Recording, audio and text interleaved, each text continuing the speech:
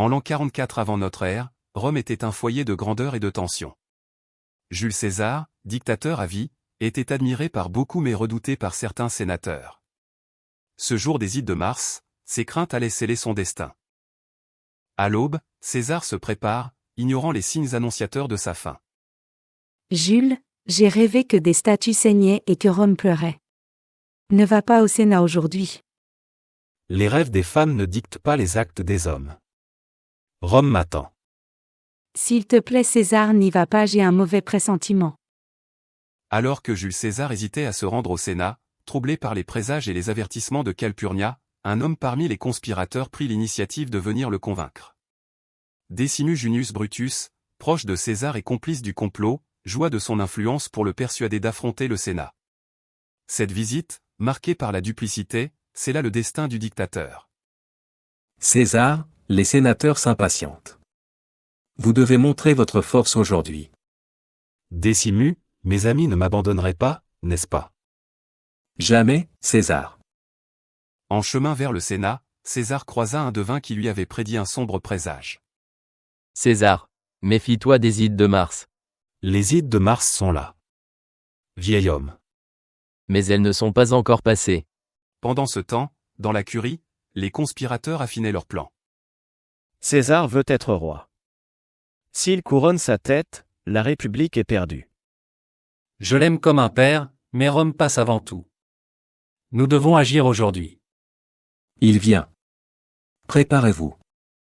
César entra, confiant, sans savoir que ses alliés étaient devenus ses bourreaux. Sénateur, pourquoi ces visages si graves?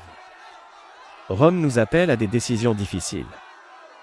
Ils frappèrent vite et sans pitié, le poignardant 23 fois.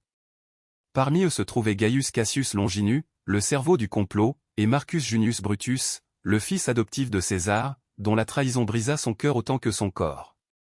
Decimus Junius Brutus, qui avait lui-même convaincu César de se rendre au Sénat ce jour-là, était également là, le poignard levé. Casca, le premier à attaquer, porta un coup maladroit avant que les autres conspirateurs, près de 60 au total, ne se jettent sur lui dans une frénésie chaotique.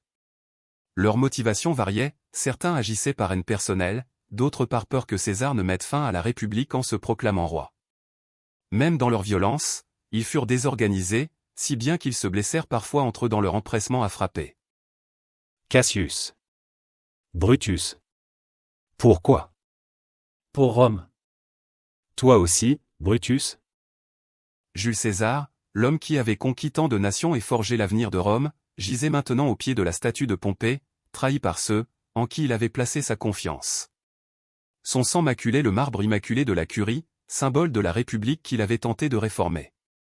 Le regard fixe, il trouvait Brutus, son fils adoptif, parmi ses assassins. Dans un dernier souffle, il aurait murmuré, tout quoqué, brouté. Toi aussi, Brutus? Une question, un reproche, un désespoir. Le silence s'abattit alors, lourd et chargé de la fin d'une ère. La République venait d'assassiner son plus grand homme, mais elle venait aussi de semer les graines de sa propre destruction. La nouvelle de la mort de César secoua Rome. La République semblait triompher, mais le peuple ne pardonnait pas la trahison. Il a laissé sa richesse au peuple. César n'était pas un tyran, mais le père de Rome. Vengeance pour César. Le meurtre de César n'apporta pas la paix, mais une guerre civile. La République vacilla, et l'Empire émergea des cendres. César mourut trahi, mais son ombre plane encore sur l'histoire. Les Ides de mars. Le jour où un homme mourut, mais devint immortel. Les assassins de Jules César, convaincus d'avoir sauvé la République, ne pouvaient imaginer les conséquences de leur acte. Très vite, la colère populaire les força à fuir Rome. Brutus et Cassius, les chefs du complot, levèrent des armées, mais furent vaincus lors de la bataille de Philippe en 42 avant Jésus-Christ. Cassius, acculé, choisit le suicide, suivi peu après par Brutus, qui mit fin à ses jours en murmurant, ô vertu, tu n'étais qu'un vain mot. Les autres conspirateurs furent traqués et exécutés dans les années qui suivirent. Loin de restaurer la République, leur acte ouvrit la voie à une ère de chaos et de guerre civile, aboutissant à la fin de la République et à l'avènement de l'Empire sous Auguste, le fils adoptif de César.